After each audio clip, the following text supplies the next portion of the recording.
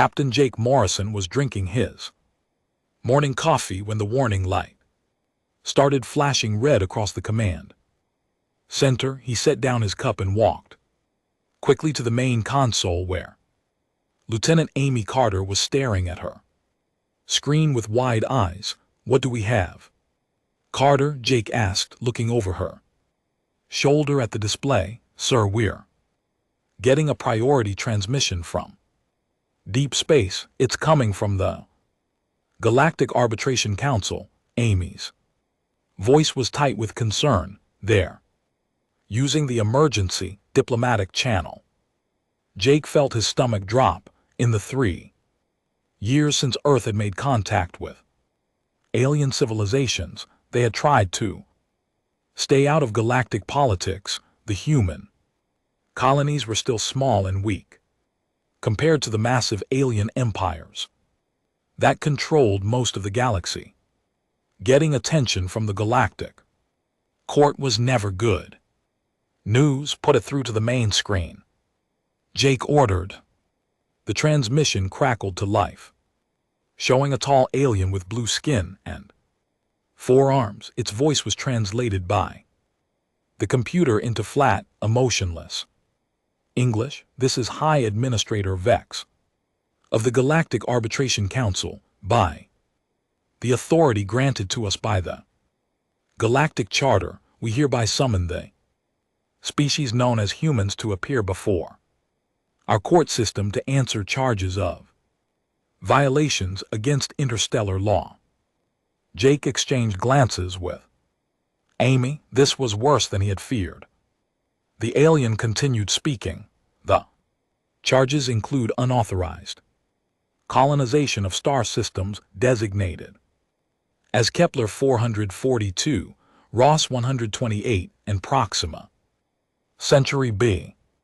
Additional charges include destruction of property belonging to the Xanthari Mining Corporation, specifically automated mining platforms, valued at 2 million galactic credits.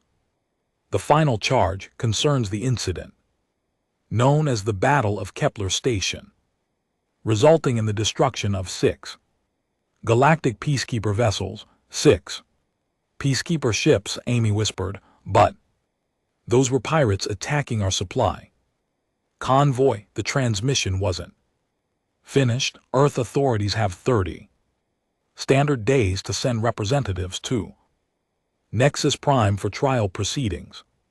Failure to appear will result in your species being declared hostile and subject to total quarantine protocols. This transmission ends." The screen went dark, leaving Jake and Amy staring at each other in the sudden silence of the command center. "Get me legal attach Rodriguez on the line," Jake said after a moment, "and wake up security chief Collins. We need to figure out what the hell just happened." 20 minutes later, Lisa Rodriguez arrived at the command center carrying a thick folder of papers and looking like she hadn't slept in days. Pete Collins followed behind her, still adjusting his uniform jacket. "I've been expecting this," Lisa said, without waiting for questions. "I've been monitoring galactic communication channels for weeks. There's been chatter about humans in every corner of the galaxy." "What kind of chatter?" Jake asked. Lisa opened her folder and pulled out several printed reports. "It's not good, Captain. According to these intercepts, we've developed quite a reputation out there. They're calling us the most violent species in known space." Pete Collins raised an eyebrow. "Violent? We've only been in 3 military actions since first contact, and all of them were defensive. That's the problem," Lisa continued. "Most galactic species don't fight back when they're attacked. They either surrender immediately or rely on the galactic peacekeepers to protect them. When humans fight back and fight back effectively, it scares them." She spread several documents across the Table, look at these reports. Hegemony battle fleets describe human soldiers who kept fighting even with broken bones and severe injuries. The aquatic collective has stories about human merchants who turned into what they call berserkers when pirates tried to steal their cargo. Even peaceful first contact missions have resulted in aliens filing complaints about humans being too aggressive in their friendliness. Jake picked up one of the reports and read it aloud. Human diplomatic representative grabbed Ambassador Kelling's appendage and shook it vigorously while displaying teeth. What appeared to be a threatening manner, he looked up at the others. They're talking about a handshake and a smile. It gets worse, Lisa said. Battle of Kepler Station has become legendary. The story being told is that humans destroyed 6 peacekeeper ships without even trying to communicate. First, Amy stood up from her console. That's not what happened at all. Those ships had no identification markings and were using military weapons against civilian transports. We tried to hail them 5 times before engaging. They were attacking our supply convoy. I know that and you know that, Lisa replied. But the official peacekeeper report says they were conducting a routine inspection of suspected contraband when they were attacked without warning by human forces. Pete Collins crossed his arms. Routine inspection with plasma cannons. The point is, Lisa continued, the entire galaxy now thinks humans are unpredictable killers who attack first and ask questions later, and that brings us to the real problem with this trial. She pulled out another document, this one with an official seal from the Galactic Court. I received this through back channels yesterday. The alien judges assigned to our case have unanimously refused to preside over any hearings involving humans unless they are provided with maximum security.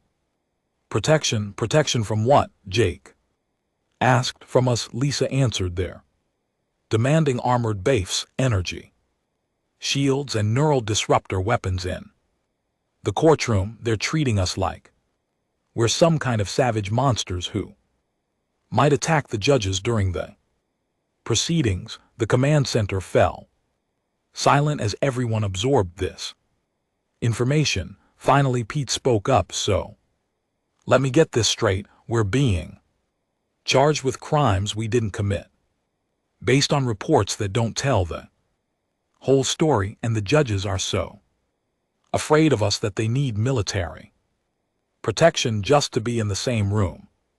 That's about the size of it, Lisa confirmed. Jake walked over to the main viewport and looked out at the stars.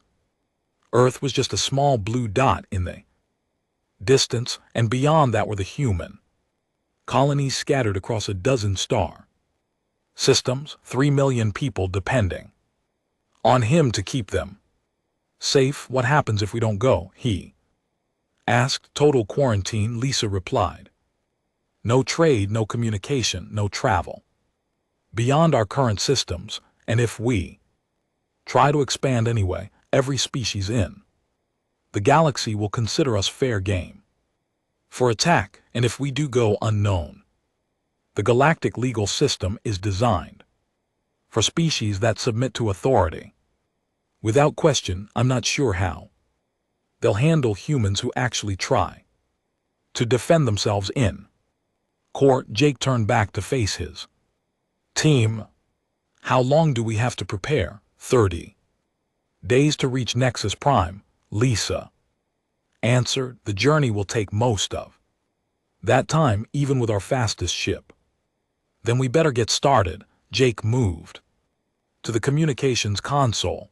Amy, prep the Defiant for long-range travel. Pete, I want you to review every military action we've taken since first contact. Find out how these stories got so twisted around. Lisa, you're our legal expert. Figure out how to defend our species in a court system designed by aliens who think we're monsters. As his team scattered to their tasks, Jake remained at the viewport, staring out at the stars. Somewhere out there, billions of alien beings were convinced that humans were dangerous killers who couldn't be trusted. The irony wasn't lost on him. Humans had spent centuries dreaming of meeting aliens and joining a galactic community. Now that dream was turning into a nightmare, but Jake Morrison hadn't become captain of Earth's first deep space station by backing down from impossible situations. If the galaxy wanted to judge humanity, then humanity would have its day in court, and maybe, just maybe, they could prove that being strong enough to fight back didn't make them monsters, it just made them human. 3 weeks later, the Earth ship Defiant dropped out of hyperspace near Nexus Prime. Amy Carter sat at the pilot control, staring at the massive space station that served as the galaxy's center of justice. The station was bigger than any human city, with thousands of docking bays and millions of beings from hundreds of different worlds. Control, this is Earth vessel Defiant, requesting docking permission. Amy spoke into her headset. The response came back immediately, but not from a living being. A mechanical voice answered her. Earth vessel Defiant, you are directed to docking bay 7912. Maintain current speed and follow the automated guide beacons. Do not deviate from the assigned flight path. Jake Morrison frowned as he watched the navigation display. Bay 7912. That's way out on the outer ring. Most ships get assigned to the inner bays. They're keeping us as far away from the main station as possible, Pete Collins observed from his security station. Look at those sensor readings. We've got automated defense platforms tracking us from 6 different angles. Amy guided the ship along the designated route, following a series of flashing lights that led them away from the busy central area of the station. As they got closer to their assigned bay, Jake could see that it was completely isolated from the other docking areas. Large warning signs in dozens of alien languages surrounded their bay. What do those signs say?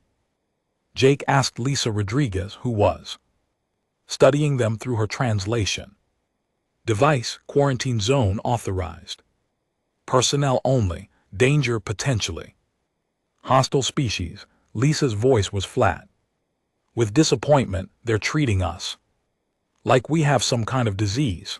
The Defiant settled into the docking bay with a soft thump.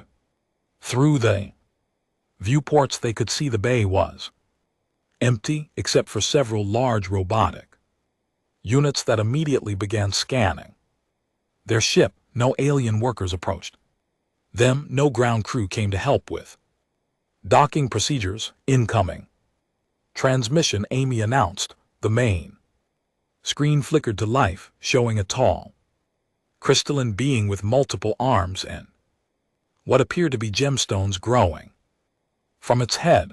The alien's image wavered slightly, indicating it was a hologram rather than a live transmission from the same room. I am Chief Justice Kellerin of the Galactic Arbitration Council, the being said in a melodic voice that the translation system rendered into clear English.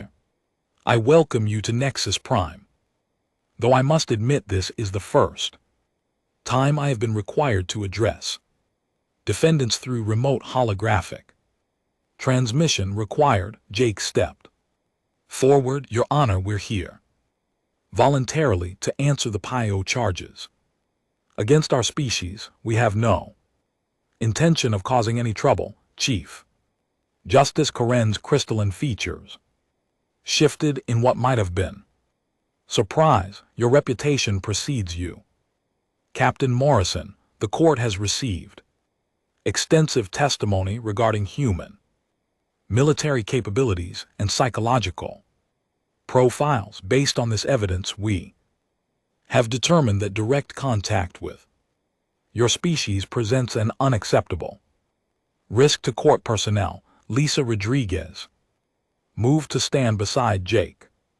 Your Honor, I am legal attached, Rodriguez representing Earth in these proceedings. May I ask, what specific testimony has led to these security measures? The alien judge consulted what appeared to be a floating data pad. We have over 200 documented encounters between humans and other galactic species. The pattern is consistent across all reports. Humans demonstrate unpredictable aggressive behavior, refusal to submit to proper authority, and a disturbing tendency to continue fighting even when facing impossible odds. Those reports are taken out of context. Lisa protested. Humans only fight when we're defending ourselves or protecting others. We're actually a very peaceful species when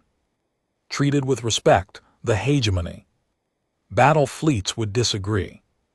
Chief Justice Kelleran replied, their reports describe human soldiers who continued attacking even with severe injuries that would incapacitate any reasonable being. The Aquatic Collective has filed formal complaints about human merchants who became violent when their cargo was inspected. Pete Collins stepped forward. Your Honor, those weren't inspections. Pirates were trying to steal supplies meant for our colonies. We have censor records proving those attackers had no legal authority. Nevertheless, the judge continued, the court must take precautions. Our chief Bailiff has informed me that special equipment has been acquired specifically for your trial. Another hologram appeared beside the judge. This one showed a massive alien covered in what looked like cybernetic armor. The being stood nearly 8 feet tall with arms like tree trunks and glowing red eyes.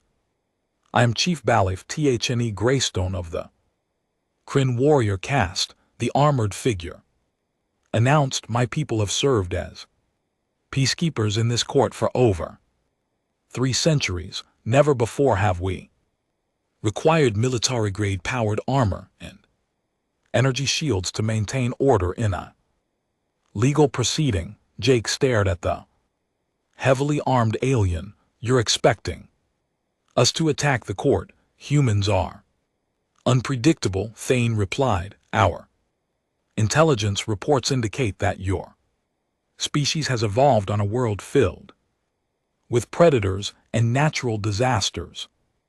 This has created aggressive tendencies that manifest without warning. The court will not take chances with the safety of the judges. Amy Carter spoke up from her pilot station.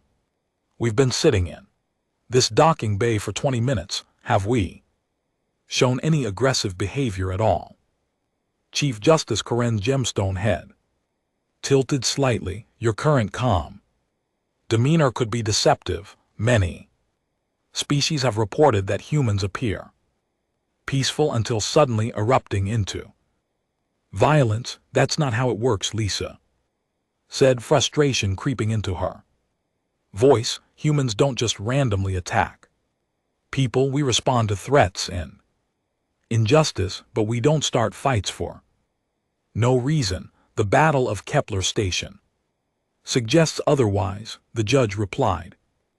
According to peacekeeper reports, human forces opened fire without attempting communication or following proper challenge protocols. Pete Collins pulled out a data pad and held it up.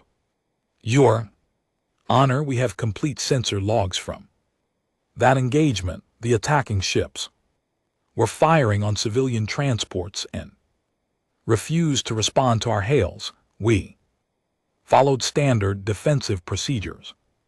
The peacekeepers claimed they were conducting a routine cargo inspection.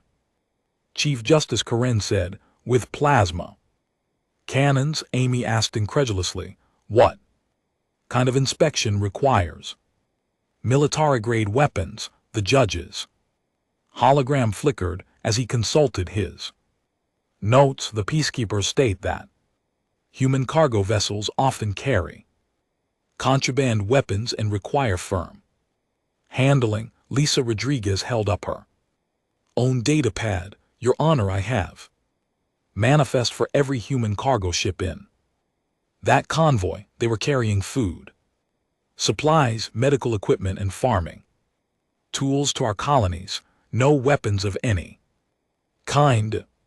Then why did the peacekeepers report finding weapons? The judge asked. Because they were lying, Pete said bluntly. They were trying to steal our supplies and got caught doing it. The silence that followed was broken by Chief Bailiff. Time. You see, this is exactly the kind of unpredictable aggression our reports warned about.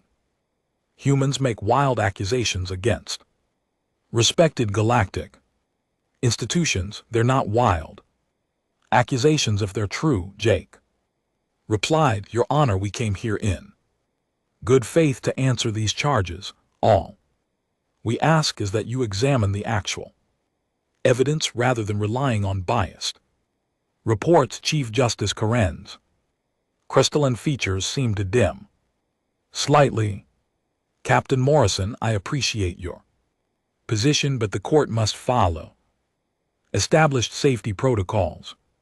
The trial will proceed tomorrow with full security measures in place. You and your delegation will be escorted to the courtroom by armed bailiffs in powered armor. Energy barriers will separate you from the judges at all times. This is ridiculous, Amy muttered from her station. Furthermore, the judge continued, this entire conversation is being broadcast throughout the galaxy as a public safety measure. All species have been warned about the presence of humans on Nexus Prime. Jake felt his heart sink. Not only were they being treated like dangerous criminals, but the entire galaxy was watching them be humiliated.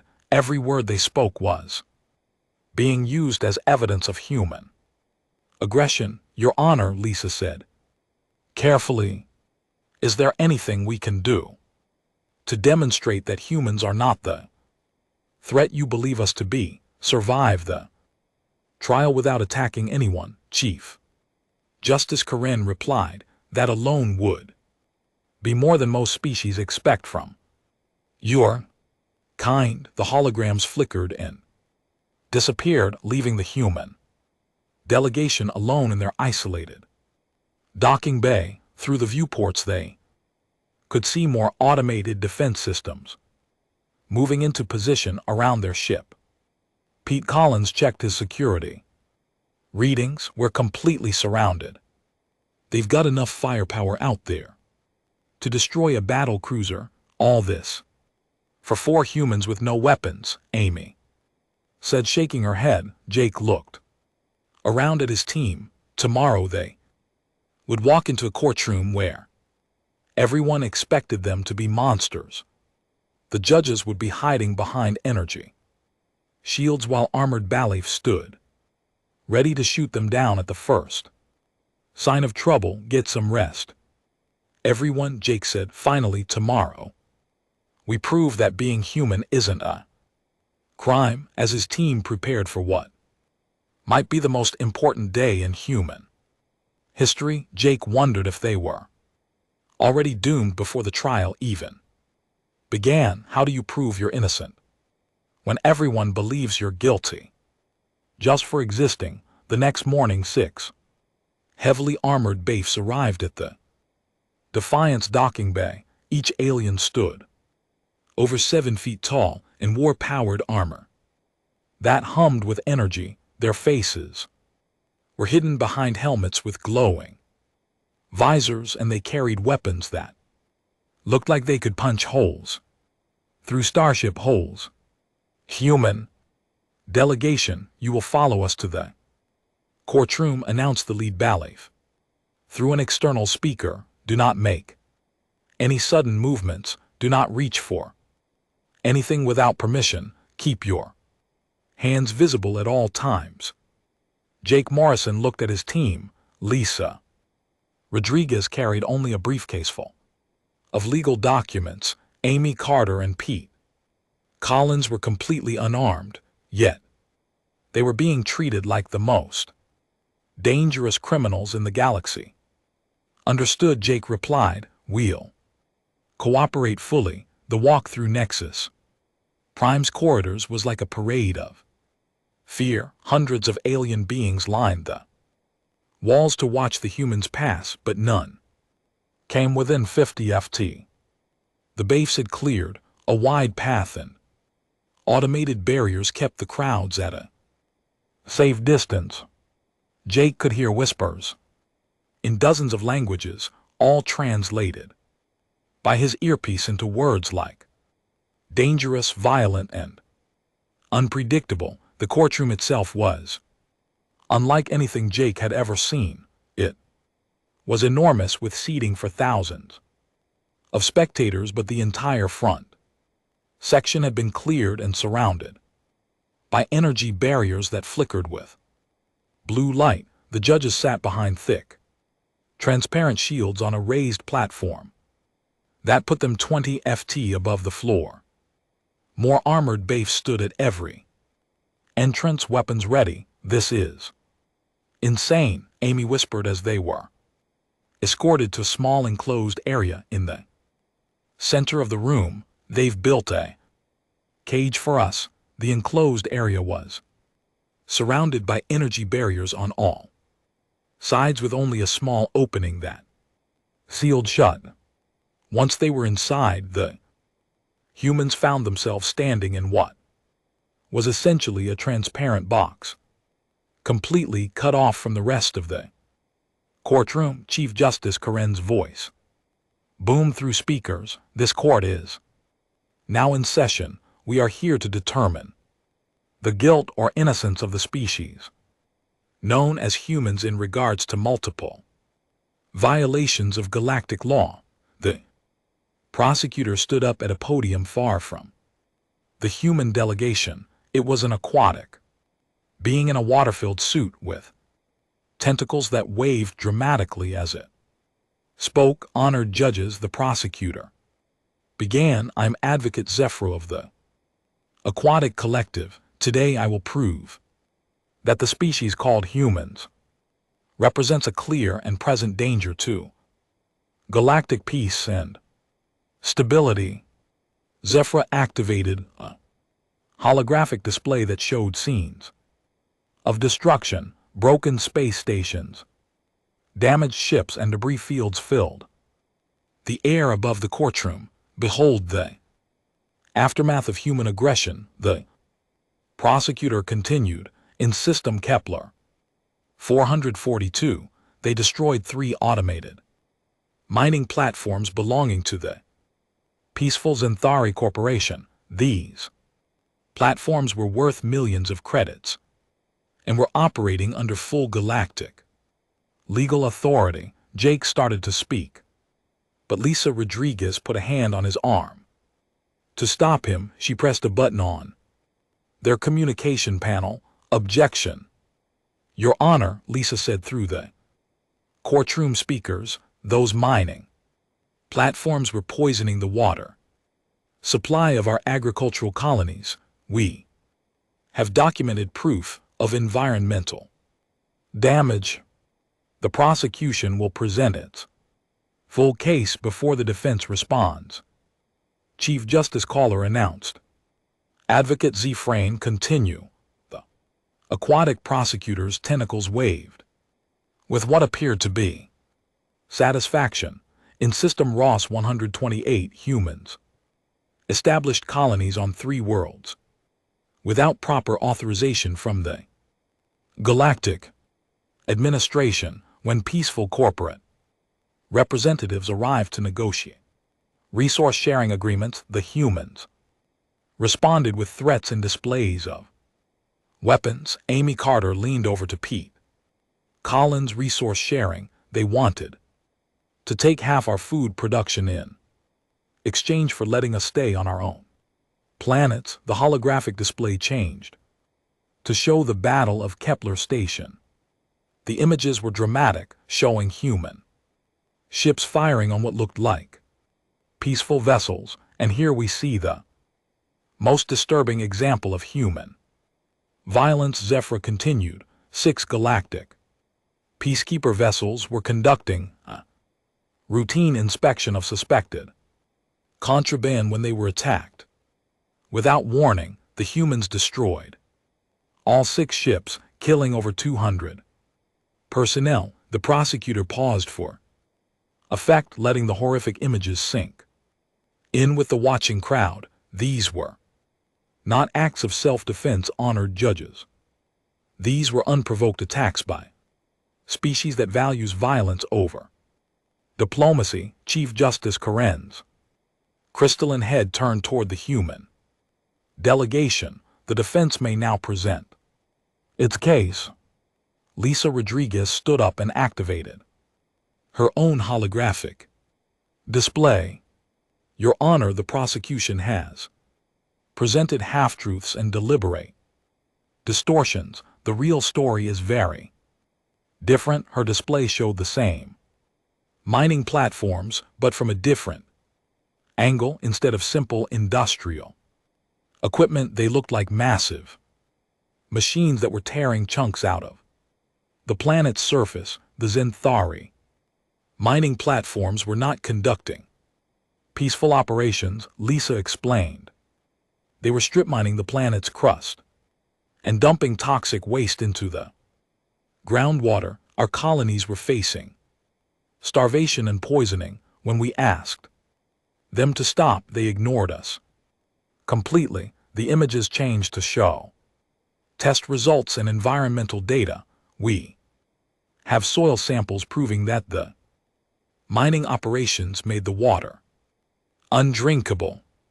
We tried diplomatic contact 17 times before taking action to protect our people. Advocate Zephyr's tentacles writhed angrily. The Zenthari had legal mining rights granted by the Galactic Trade Commission, rights that were issued without informing the human colonies already living there. Lisa shot back, rights that violated our basic need for clean water and food. She changed her display again, this time showing the colonies in System Ross 128 instead of the threatening military installations the prosecutor had described. They looked like peaceful farming communities. As for unauthorized colonization, these worlds were listed as unclaimed in all official galactic databases. We checked thoroughly before establishing settlements. Our colonists are farmers and families, not military forces. Chief Justice Kelleran leaned forward, but the prosecution states that you threatened corporate representatives with weapons. Amy Carter requested permission to speak. When it was granted, she stood up and faced the judges. Your Honor, I was the pilot who escorted those corporate representatives to our colony on Ross 128B. They arrived with a fleet of armed ships and demanded that we give them half of everything we produced. When our colonial administrator asked to see their legal authority, they said they didn't need any because humans had no rights under galactic law. The courtroom erupted in whispers. Amy continued, the weapons they're talking about were hunting rifles that our farmers used to protect their crops from local wildlife. We showed them these weapons after they threatened to take our food by force and let our children starve. Pete Collins stood up next. Your Honor, may I address the Battle of Kepler Station? You may proceed, the judge replied. Pete activated his own data display, showing sensor records from the human ships. This is the complete tactical record of the engagement. At 14:32 station time, our supply convoy was approaching Kepler Station when 6 unidentified vessels emerged from the asteroid field and began firing on our civilian transports. The display showed the attack from the human perspective. The enemy ships had no identification markings and were using military-grade weapons against unarmed cargo vessels. We attempted to hail them 5 times. With standard diplomatic protocols, Pete continued, they ignored all communication attempts and continued attacking civilian ships. We followed standard military procedure and engaged to protect innocent lives, but these were galactic peacekeepers. Advocate Zephron protested. Then why weren't they marked as such? Pete asked. Why didn't they identify themselves? Why were they attacking civilian ships with military weapons? He brought up another display showing the cargo manifests. Our supply ships were carrying food, medicine, and farming equipment to colonies that were running short on supplies. The peacekeepers claimed they were looking for weapons, but our manifests were filed with galactic authorities weeks in advance. Chief Justice Karen studied the data for several long minutes. These records show no weapons in your cargo holds. That's correct, Your Honor, Pete replied. The only weapons were the personal sidearms carried by security personnel, all properly documented and licensed. Lisa Rodriguez stepped forward. Again, Your Honor, there's a pattern here that the prosecution doesn't want you to see. In every case, humans were defending themselves or their communities against aggression or exploitation. We didn't attack anyone who wasn't threatening us first. She brought up a final display showing human colonies throughout the galaxy. Look at our actual behavior.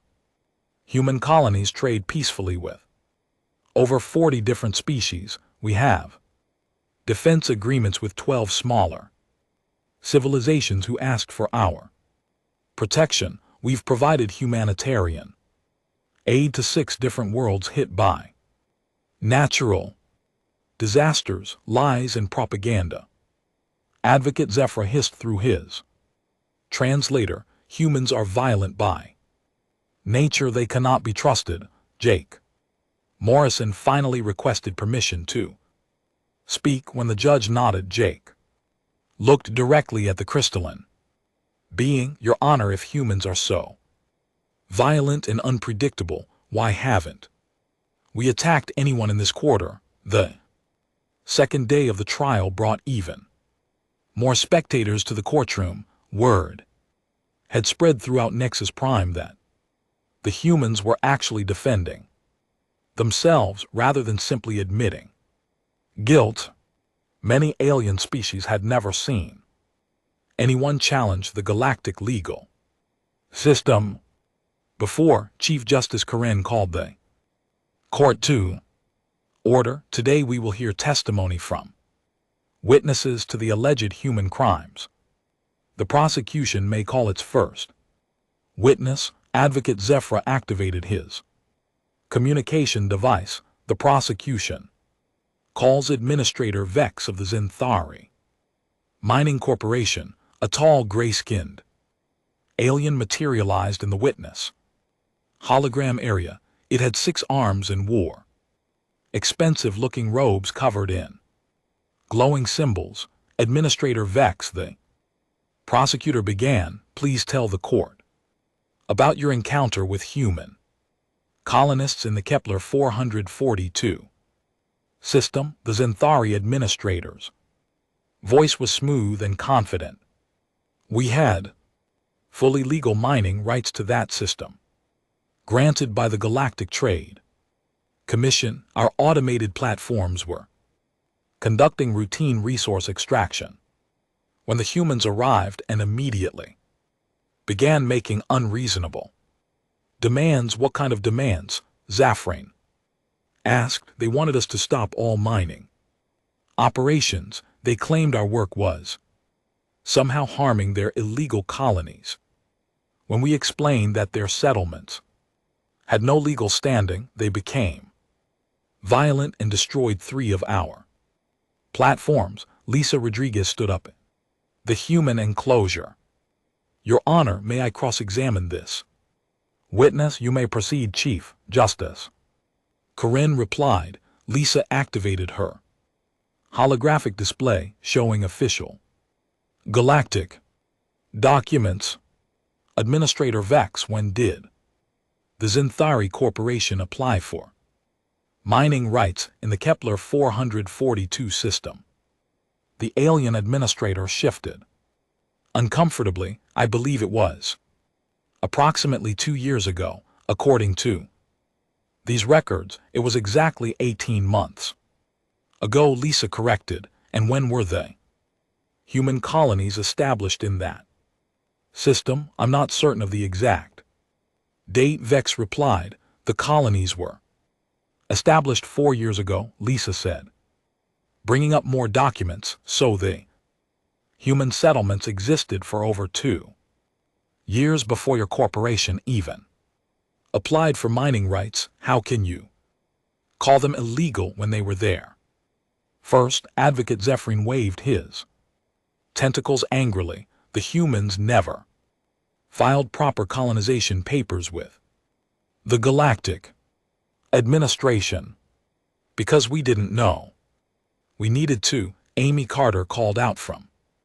the human enclosure. No one told us there was a galactic administration when we first made contact with alien civilizations. Chief Justice Curran leaned forward. Administrator Vex, did your corporation inform the human colonies before beginning mining operations? The Xanthari administrator paused for several seconds. We saw no need to communicate with illegal settlers. Lisa brought up environmental data on her display, and these illegal settlers were growing food to feed 3 million people, food that became poisonous after your mining operations contaminated the water supply. Did you consider that a problem? Our operations were completely legal, Vex insisted, but his confidence was fading. Legal perhaps, but not ethical, Lisa replied. Your Honor, this witness has admitted that his corporation knowingly began operations that would harm existing settlements without even attempting to communicate or find a solution that worked for everyone.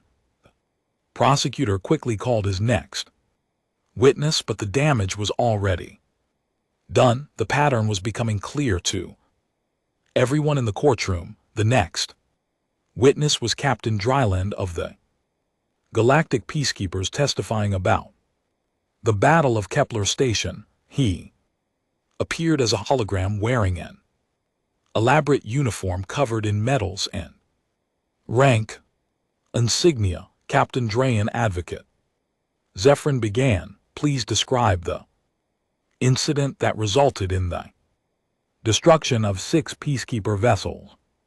We received reports of weapons smuggling in the Kepler Station area, Captain Drayan said in a pompous tone. My task force was conducting a routine inspection of suspected vessels when we were attacked without warning by human forces. Pete Collins immediately requested permission to cross-examine. Captain Drayan, you say you were conducting an inspection. Do you have records of attempting to Communicate with the human convoy before opening fire. We don't need to. Communicate with smugglers, the captain replied dismissively. So you open fire first? Pete asked. Captain Dalen's hologram flickered as he realized his mistake. We were encouraging compliance with inspection procedures, Pete brought up. The sensor records from the human ships. These logs show that your vessels fired on civilian transports for over 10 minutes before any human ship returned. Fire? How is that in inspection? The humans were clearly trying to escape, the captain said. Weakly escape from what? Pete pressed. Your ships had no identification markings. You made no attempt to identify yourselves or state your authority. From our perspective, you were pirates attacking civilian vessels. Chief Justice Karen studied the sensor data carefully. Captain Drainen, why were your ships not displaying proper peacekeeper identification? We were conducting a covert operation, the captain admitted. A covert operation against civilian cargo ships, the judge asked, his crystalline features shifting with what might have been surprise. Lisa Rodriguez stood up again. Your Honor, I'd like to call our own witness to explain what was really happening. You may proceed, the judge replied. A new hologram appeared in the witness area. It was a human woman in a simple work uniform, looking nervous but determined. This is Colony Administrator Bate Palmer from Kepler Station. Lisa announced. She was in charge of the supply convoy that was attacked. Bate Palmer looked around the vast courtroom with wide eyes before focusing on the judges. Your Honor, that convoy was carrying emergency medical supplies to 3 of our colonies. We had children dying from a disease outbreak, and those ships held the only medicine that could save them. Her voice grew stronger as she continued. We filed all the proper paperwork with galactic authorities. We sent our cargo manifest weeks in advance. Everything was legal and above board. Advocate Zafrain interrupted. The peacekeepers had intelligence reports about weapons in your cargo. What weapons? Bate asked angrily. We had antibiotics and children's medicine. The peacekeepers wanted to confiscate half our medical supplies as inspection fees. When we refused to let sick children die, they started shooting. The courtroom erupted in whispers and shocked conversations. Chief Justice Karen called for order. Mrs. Palmer, the judge said carefully, are you saying the peacekeepers were attempting to steal medical supplies? They called it regulatory compliance fees. Bate replied. They said humans had to pay extra taxes because we were a new species. Half our medicine for the right to deliver the other half to dying children. Jake Morrison requested permission to speak. Your Honor, this is the real pattern. The prosecution doesn't want you to see. Every incident they've described involves humans defending themselves against exploitation or outright theft. He activated his own holographic display, showing communication records. We have documented proof that multiple galactic organizations have been treating human colonies as easy targets. They assume we'll submit to any demands because we're new and weak. The display showed message after message of demands for tribute, threats of seizure, and attempts to claim human resources. The mining corporations want our worlds. The trade guilds want our cargo. The peacekeepers want bribes to leave us alone when we refuse to be victims. They call us violent. Dr. Helen Baker appeared in the witness Area next. She was a middle-aged woman, with graying hair and kind eyes. Dr. Baker is Earth's leading expert on alien psychology, Lisa explained. She spent the last 3 years studying how different species interact. Dr. Baker looked directly at the judges. Your Honor, I've reviewed every incident cited in this trial. The pattern is clear. Humans only become aggressive when they perceive threats to their families, communities, or basic values like justice and fairness. She brought up her own research data. Most galactic species operate on collective consciousness or hive mind principles. When faced with superior force, they submit as a group. Humans are different. We're individualistic, but also fiercely protective of our communities. This creates a fundamental misunderstanding. In diplomatic encounters, Chief Justice Kellerin leaned forward with interest. Please explain. When other species see humans refuse to submit to authority, they interpret it as random aggression. Dr. Baker continued, but human aggression is never random. It's always defensive and contextual. We fight when we're protecting something we value, not for conquest or cruelty. Advocate Zephyr's tentacles writhed with frustration. This is all speculation and propaganda. Humans are violent by nature. Dr. Baker turned to face the prosecutor. If that were true, Advocate Zephyr, then why have there been no violent incidents in this courtroom?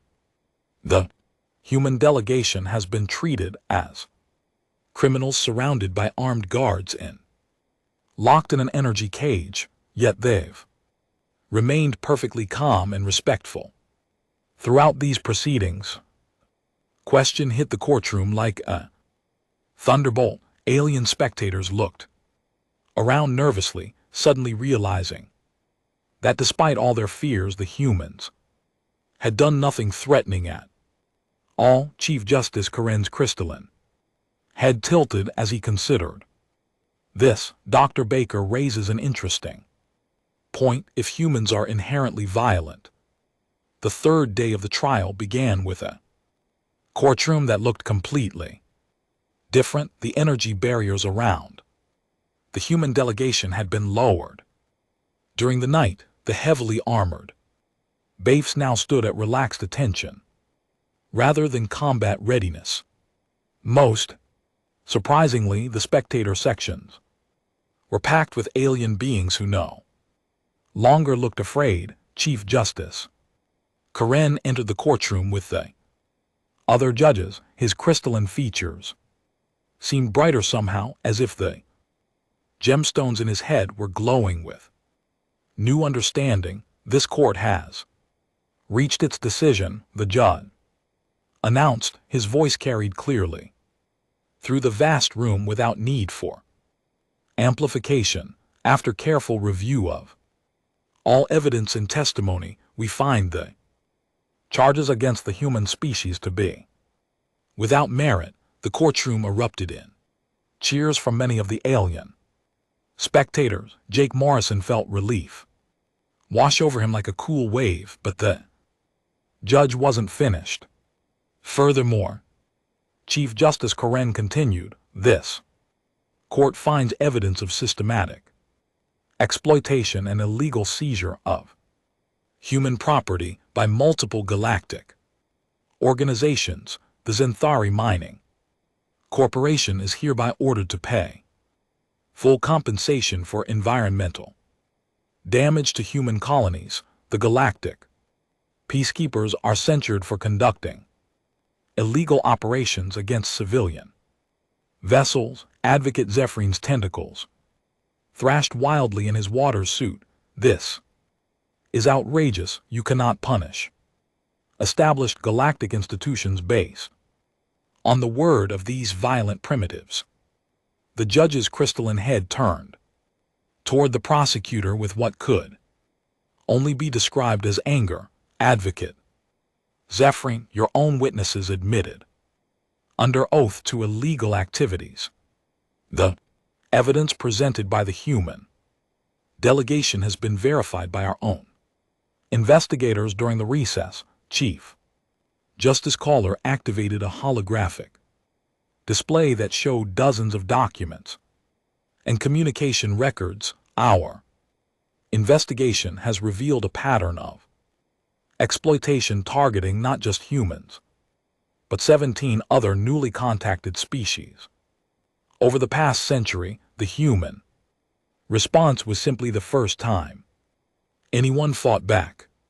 Effectively, Jake Morrison stepped forward in the now open courtroom. Your Honor, what does this mean for humanity's place in the galactic community? Captain Morrison, it means that humanity has earned respect through trial by fire, the judge replied. More importantly, it means the galactic community needs to learn from your example.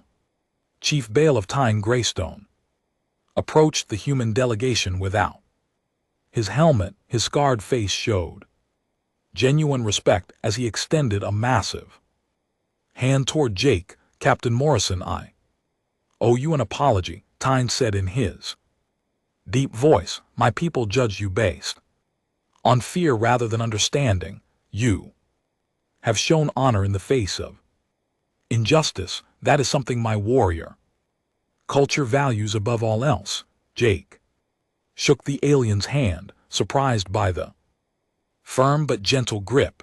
No apology needed. Chief Bailiff, you were doing your job, protecting the court. I was preparing to fight monsters, Tyne replied. Instead, I found guardians. There is a difference. My people understand. Well, as they spoke, a commotion arose in the spectator sections.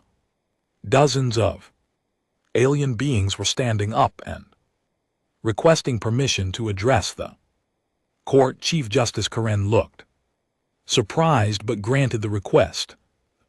First to speak was a small furry creature with large eyes and a nervous manner. Your Honor, I am Ambassador Kelton of the Peaceful Alliance.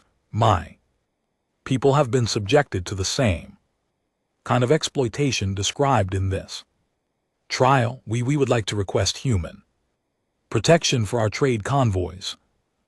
Second alien stood up, this one tall and thin with blue skin. I am Representative Vash of the Outer Colony Federation. We have 12 worlds that are being threatened by pirates and corporate raiders. Would the humans consider a mutual defense agreement? More aliens began standing up throughout the courtroom.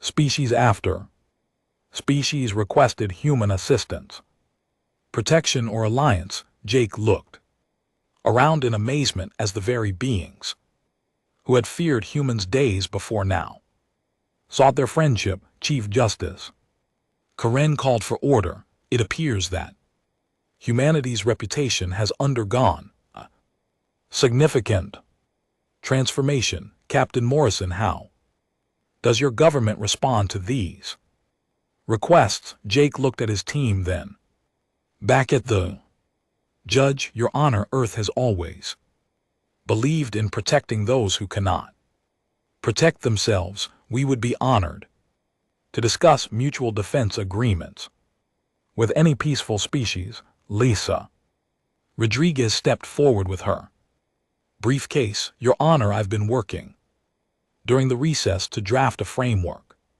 for what we're calling the Terran Protection Compact. It's based on mutual respect and shared defense rather than submission to superior force. She activated a holographic display showing the proposed agreement structure. Any species can join the compact by agreeing to 3 simple principles: respect for individual rights, mutual defense against aggression, and peaceful resolution of disputes. What do humans ask in return for protection? Asked Ambassador Kelton. Pete Collins answered, With a smile, friendship, trade, opportunities, cultural exchange. We're not looking to build an empire, we want to build a community. Tyne Greystone stepped forward again.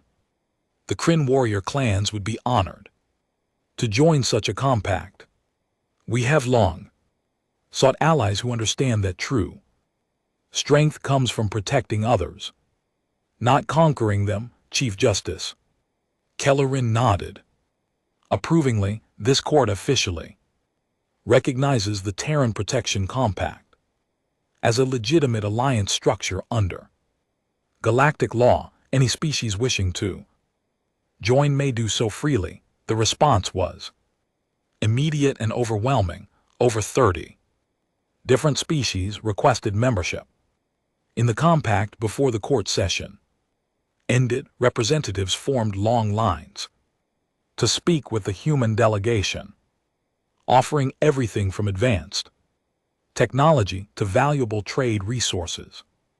Amy Carter found herself surrounded by alien pilots eager to share stories and techniques. I never thought I'd be giving flying lessons to a crystalline being, she whispered to Pete Collins.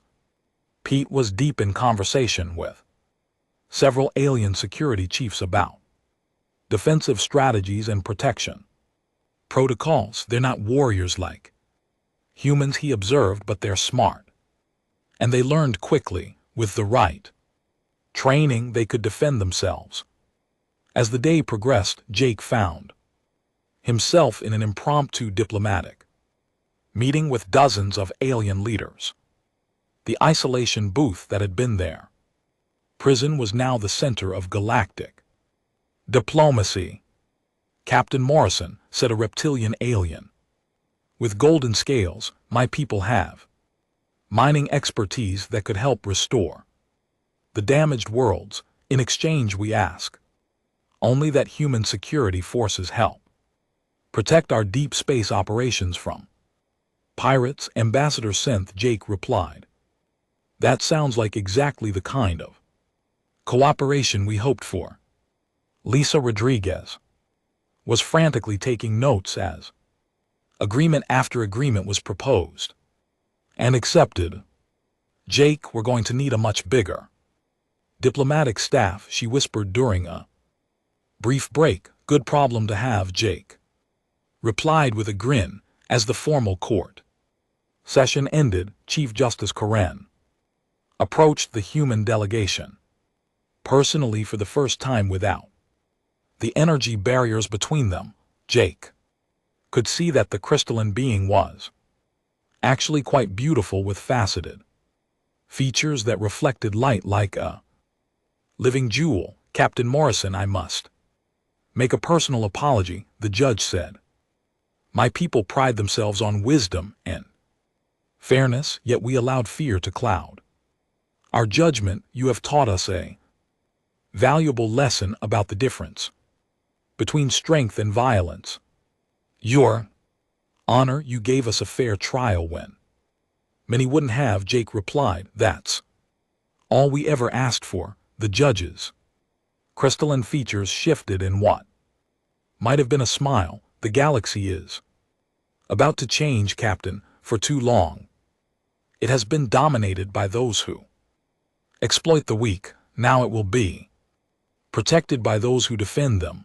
That evening, as the Defiant prepared to depart Nexus Prime, the human crew found their cargo hold filled with gifts, trade agreements, and cultural exchange proposals. Their isolated docking bay was now surrounded by well-wishers and new allies. Amy Carter initiated the departure sequence while monitoring dozens of escort ships from their new alliance partners. Control, this is Earth vessel Defiant requesting departure clearance. Defiant, you are cleared for immediate departure, came the response. Safe travels and welcome to the galactic community. As they pulled away from Nexus Prime, Jake looked out at the stars with new understanding. Humanity had found its place among them not through conquest or submission, but by being exactly what they had always been, fierce protectors of those they chose to defend. Where to? Now, Captain, Amy asked as they jumped.